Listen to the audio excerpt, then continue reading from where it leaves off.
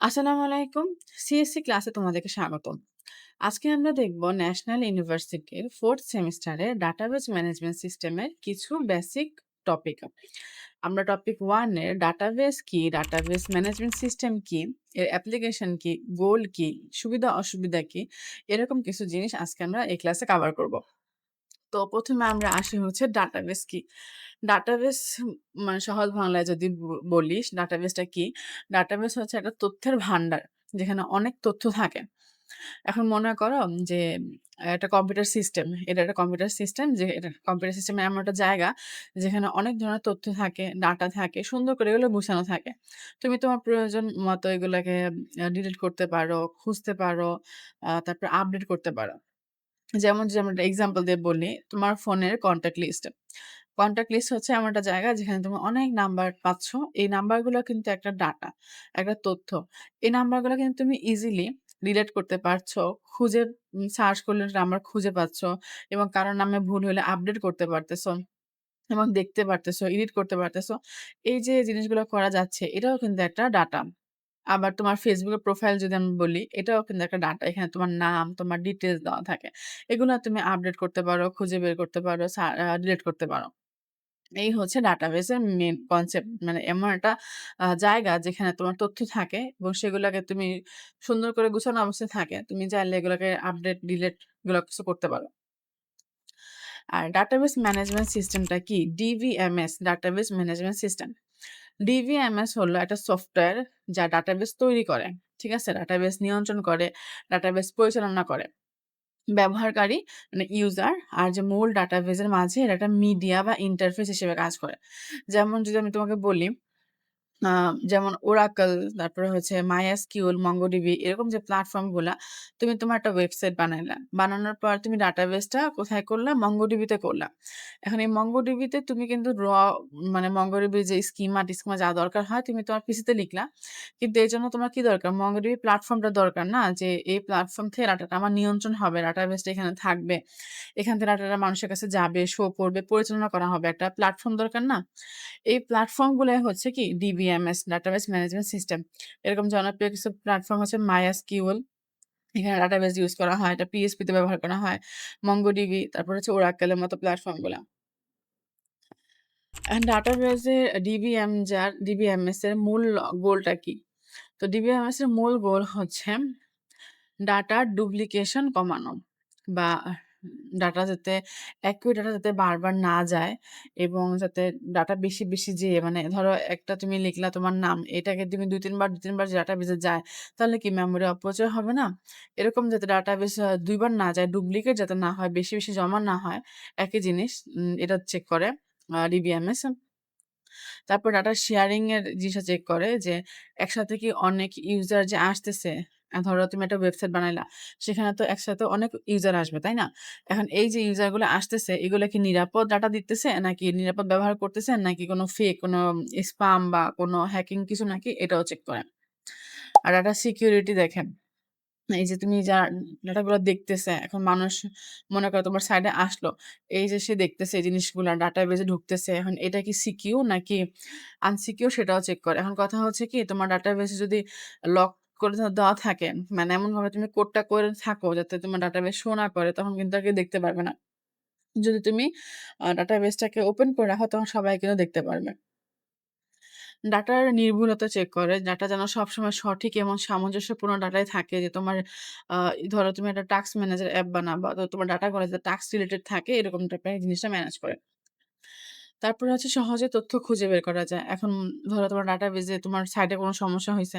এখন তোমার দরকার ডাটাবেসটা চেক করা যে আমার ডাটাবেজের মধ্যে কোন জায়গাটার মধ্যে ভুল হইছে। তখন তুমি কি এই প্ল্যাটফর্ম গুলোর মধ্যে ঢুকে ইজিলি তোমার ডাটাবেজের যে আ যা তোমার ইয়া থাকে নাম অনুযায়ী সার্চ করলে কিন্তু তুমি ডাটাটা পেয়ে যাবে। এরপরে হচ্ছে ডাটাবেজের অ্যাপ্লিকেশন। ডাটাবেজের যে অ্যাপ্লিকেশন গুলো হচ্ছে দৈনন্দিন জীবনে ডাটাবেজের যে ব্যবহারগুলা সেগুলাই হচ্ছে অ্যাপ্লিকেশন। এর মধ্যে খুবই জনপ্রিয় কয়েকটা সাইট হচ্ছে ব্যাংকিং সিস্টেম ডাটাবেস খুব প্রয়োজন হয়। গ্রাহকের অ্যাকাউন্ট, ব্যালেন্স, প্রতিদিনের লেনদেন হিসাব রাখে হচ্ছে কি ডাটাবেজে।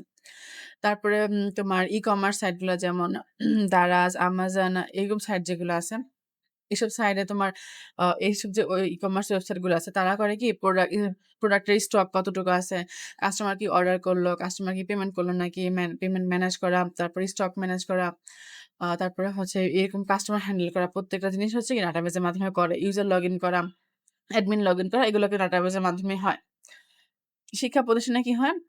শিক্ষা প্রতিষ্ঠানে কি হয়? একটা স্কুলের ওয়েবসাইটে তুমি কি থাকতে পারে? স্টুডেন্টরা আ স্টুডেন্ট রোল, রেজাল্ট, রেজিস্ট্রেশন, তারপরে হচ্ছে টিচারদের প্রোফাইল, স্টুডেন্টদের ডিটেইলস, তারপরে হচ্ছে বিল্ডিং এর কোনো সমস্যা হলে সেই ডিটেইলস এরকম থাকলে থাকতে পারে। তো এরকম যে তথ্যগুলা আছে সেগুলা স্কুলের প্রতিষ্ঠানে থাকতে পারে। এই ব্যবহার করা হয় এই ডাটাবেসটা। তারপরে হচ্ছে সোশ্যাল মিডিয়া। সোশ্যাল মিডিয়াতে উম তোমার ইউজার প্রোফাইল, তোমার ছবি, তোমার পোস্ট, তোমার ভিডিও এগুলা স্টোর করে রাখে কি ডাটাবেসে। এখন মনে করো যে যোগাযোগ আবার টিকেট বুকিং এ কিন্তু এটা খুব বেশি পপুলার আছে। তোমার ট্রেনের তুমি টিকেট বুক করলা, সেই বুকটা কিন্তু অটোমেটিক ডাটাবেসে চলে যাবে। ডাটাবেস থেকে যেখানে যাওয়া সেখানে চলে যাবে। তো এইগুলা হচ্ছে ডাটাবেস। মানে ডাটাবেস হচ্ছে তোমার সহজ কথায় বলতে গেলে ডাটাবেস হচ্ছে তুমি দৈনন্দিন জীবনে যে তথ্যগুলা ব্যবহার করতেছো সে সবগুলাই হচ্ছে ডাটা। আর সেগুলো যখন একটা জায়গায় আমরা থাকে, স্টোর থাকে সেটা হচ্ছে ডাটাবেস। একটা খুবই পপুলার টপিক আমাদের এখানে আসে এক্সামে যেটা হচ্ছে file processing management. And file processing management আসলে কি? ডিবিএমএস আসার আগে, অনেক আগে কম্পিউটারে সাধারণত ফাইল বা ফোল্ডার আকারে এটা এক্সেলে বা টেক্সট আকারে ডাটা রাখা হতো। এই ডাটাটার প্রসেসিংটাই হচ্ছে ফাইল প্রসেসিং সিস্টেম। এখন মনে করো যে অনেক, অনেক কিছুই আছে এখন যদিও অনেক প্ল্যাটফর্মে আছে যারা ওয়েবসাইট রেডি না করে ডিবিএমএস না করে এক্সেল ফাইলে বা টেক্সট ফাইলে রাখে যে ডাটাগুলা। কিন্তু এটা যদিও সমস্যা আছে এই ডাটাটা এভাবে রাখলে। মনে করো আমার কাছে ১,০০০ স্টুডেন্টের ডাটা আছে। সেটাকে আমরা করলাম কি এক্সেল এ রাখলাম। তখন কিন্তু আমাদের খুঁজে পাওয়া, তারপর এডিট-মিডিট করা কিন্তু অনেক ঝামেলার কাজ হইতে পারে। এখন এইটা সবথেকে সরাইয়া এখন ডিবিএমএস অনেক পপুলার হইছে। তো আমাদের ডিসঅ্যাডভান্টেজ গুলো আমরা যেটা দেখি আসলে কি ডিসঅ্যাডভান্টেজেস থাকে? প্রথমত হচ্ছে ডাটার পুনরাবৃত্তি হয় এবং অসংজ্ঞায়িত হতে পারে। ডাটাটা তোমার হচ্ছে inconsistency থাকতে পারে আপনার মধ্যে। একই তথ্য বারবার আসতে পারে। কারণ যে Excel এ যে এন্ট্রি করলো সে কিন্তু ম্যানুয়ালি এন্ট্রি করতেছে। তো মানুষের ভুল হইতেই পারে। আবার দেখা যায় যে এক জায়গায় তথ্য আরেক জায়গায় আপডেট করে ফেললো। একজনের নাম্বার আরেকজন নাম্বারের কাছে দিয়ে দিল। এরকম ডাটারও হেরফের বা গরমিল থাকতেই পারে। তারপরে তথ্য খোঁজা অনেক কঠিন। ঠিক আছে? অনেক ডিফিকাল্টি থাকে। ১,০০০ স্টুডেন্ট ডাটা এক্সেল এ খুঁজে বের করা বা ডক ফাইলে খুঁজে বের করা কিন্তু অনেক কঠিন। আর তোমার হচ্ছে নতুন কোনো তথ্য খুঁজতে গেলে প্রতিবার হচ্ছে কি সার্চ করতে হবে অথবা যদি আমরা Google শিটে করি তাহলে আমাদের কোড লিখতে হতে পারে। এটা একটা খুবই ঝামেলাকর। তারপর হচ্ছে ডাটা আইসোলেশন। ডাটা বিভিন্ন ফাইলে ছড়িয়ে ছিটিয়ে থাকে এবং ফাইলগুলা ফরম্যাটে আলাদা হতে পারে। ফলে একসাথে কাজ করা কঠিন। এর ব্যাপারটা হচ্ছে এরকম ধরো তোমার কাছে অবশ্যই এক্সেল এর বা প্রত্যেকটা একটা লিমিটেশন থাকে। তো তুমি একটা এক্সেল ফাইল করলে ১,০০০ স্টুডেন্টের, আরেকটা এক্সেল ফাইল করলে আরেক ১,০০০ স্টুডেন্টের, টিচারদের একটা এক্সেল ফাইল, স্কুল ম্যানেজমেন্টের একটা এক্সেল ফাইল, এরকম এতগুলা ফাইল কিন্তু ম্যানেজ করাও কিন্তু খুব কঠিন। এবং প্রয়োজনে কোনটা কখন কোথায় যাবে সেটা কিন্তু যে ম্যানেজ করে তার কিন্তু অনেক প্যারাদায়ক। তারপর হচ্ছে নির্ভুলতার অভাব। তোমার ফাইলে দেখা যায় কি অনেক সময় আমরা যে খাতা কলমে জিনিসটা করি আরকি, তখন ফাইলে একই নিয়ম বা একই কন্ডিশন বয়স কখনো নেগেটিভ হতে পারে। এটা কিন্তু একটা খুব সমস্যা। আমরা যদি এক্সেল এর কথা বলি আরকি, নির্ভুলতার ক্ষেত্রে যেটা বলতেছিলাম যে খাতা কলমে করলে ভুল হওয়ার সম্ভাবনা কিন্তু থাকে। আর এক্সেলে যদি নির্ভুলতার কথাটা বলি তো দেখা যায় আমরা যখন এক্সেলে কিছু এন্ট্রি করব তখন আমাদের ফর্মুলা বসাইতে হয়। তো একই ফর্মুলা বারবার বসানো একই জায়গায়, তারপরে হচ্ছে ফর্মুলা ভুল হইলে হিসাব ভুল, তারপরে হচ্ছে ডিটেইলস ভুল, ডাটা ভুল, এটা কিন্তু একটা সমস্যা। নিরাপত্তার অভাব। অনেক ফাইলই হচ্ছে বেশিরভাগ সময় তোমার আ নির্দিষ্ট কোনো ফাইল বা ফাইলের অংশবিশেষ লক করে রাখা, আলাদা ইউজারের জন্য পারমিশন দেওয়া কিন্তু কঠিন। এখন আমি স্কুলের জন্য একটা বানাবো, তারপর হেডমাস্টারের জন্য একটা বানাবো, স্টুডেন্টের জন্য একটা বানাবো। এগুলা কিন্তু লক করে প্রত্যেকে পাসওয়ার্ড দেওয়া কিন্তু এটাও কিন্তু একটা ঝামেলা। আর সমস্যা হচ্ছে এটা লোকালে থাকে, পিসিতে থাকে। এটা অন্য জায়গায় ট্রান্সফার করাটাও অনেক বেশি সমস্যাকর। তো সেই ক্ষেত্রে এটা নিরাপত্তার একটা ঝুঁকি থাকে। তোমার যেহেতু তেমন সিকিউরিটি থাকে না।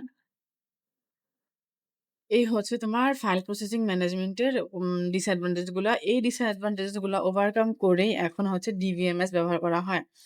তো ডিভিএমএস এ আর ফাইল প্রসেসিং ম্যানেজমেন্টের একটা খুবই হচ্ছে আ ডিফারেন্সেসটা নিয়ে অনেক বেশি কোয়েশ্চেন আসে। অনেক বোর্ডে এই কোয়েশ্চেনটা আসছে যে ফাইল প্রসেসিং সিস্টেম আর ডিভিএমএস এর ডিফারেন্সেসটা কি?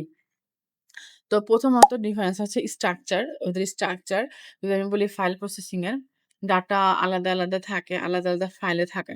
আর ডিভিএমএস এর ডাটা একটা সুনির্দিষ্ট কাঠামো ফলো করে থাকে। তারপরে যদি বলি ফাইল প্রসেসিং সিস্টেমে ডাটাগুলা ডুপ্লিকেট হওয়ার চান্স থাকে। ডিভিএমএস এর ডুপ্লিকেটটা হওয়ার কোনো চান্স থাকে না। রিডান্ডেন্সি খুবই কম থাকে। তারপরে ডাটা শেয়ারিং এ যদি বলি ফাইল প্রসেসিং ম্যানেজমেন্টে ডাটা সহজে শেয়ার করা যায় না। কারণ লোকালি থাকে তোমার পিসিতে বা একজনের পিসিতে এটা কিন্তু মুভ করা অনেক কঠিন এবং অন্য কারো ফোনে বা পিসিতে নিলে এক্সেল না থাকলে কিন্তু সেটা ওপেন হবে না। আর হচ্ছে ডাটাবেজ যেটা সেটা ডাটা সহজ এবং নিরাপদভাবে ইজিলি মুভ করা যায়, শেয়ার করা যায়। সিকিউরিটি ব্যাপারটা ফাইল ম্যানেজমেন্ট সিস্টেমের সিকিউরিটি খুবই দুর্বল। ওখানে হচ্ছে ডাটাবেজে সিকিউরিটি অনেক হাই। আর সবচেয়ে ইম্পোর্টেন্ট হচ্ছে ডাটা রিকভারির যে অপশনটা। যদি ফাইল প্রসেসিং এ তোমার ল্যাপটপের বা ডেস্কটপের কোনো সমস্যা হয় বা যে ডিভাইসটাতে ডাটাগুলো আছে, ওই ডিভাইসের কোনো সমস্যা হয় তাহলে ডাটাগুলো হারায় যাওয়ার চান্স থাকে। কারণ এটা পুরাটাই উম আ পিসি বেসড মানে ডিভাইস বেসড। কিন্তু উম ডাটাবেজ এমন হয় না। ডাটাবেজ এটা পুরাটাই হচ্ছে ক্লাউড। তো ক্লাউডে তোমার ডিভাইস নষ্ট হয়ে গেলেও কোনো সমস্যা নেই, অটোমেটিক ব্যাকআপ থাকে। আর যদি আমরা বলি খরচের কথা, তাহলে সেক্ষেত্রে কিন্তু ফাইল প্রসেসিংটা একটু কম। কারণ তোমার পিসিতে এটা থাকে। এক্সট্রা কোনো সফটওয়্যার এক্সট্রা কিছু লাগে না। কিন্তু ডাটাবেজ একটু সমস্যা কি সফটওয়্যার লাগে, সফটওয়্যার মেইনটেন্যান্স খরচ লাগতে পারে। এই হচ্ছে ডাটাবেজ এবং ফাইল প্রসেসিং ম্যানেজমেন্টের অসুবিধাগুলো। ঠিক আছে? এটা খুবই ইম্পোর্টেন্ট একটা কোয়েশ্চেন। এটা এক্সামে প্রায়ই আসে। তো এই হচ্ছে আমাদের ডাটাবেজ ম্যানেজমেন্ট সিস্টেমের একেবারে বেসিক ডিটেইলস গুলা। আমরা নেক্সট ক্লাসে পুরা অধ্যায়টা টপিক 1 টা একসাথে কভার করার চেষ্টা করব। তো নেক্সট ক্লাসে আশা করি আমাদের সাথেই থাকবা। নেক্সট ক্লাস পর্যন্ত। পরবর্তী ক্লাসে আবার দেখা হবে। ততক্ষণ পর্যন্ত ভালো থাকো, সুস্থ থাকো।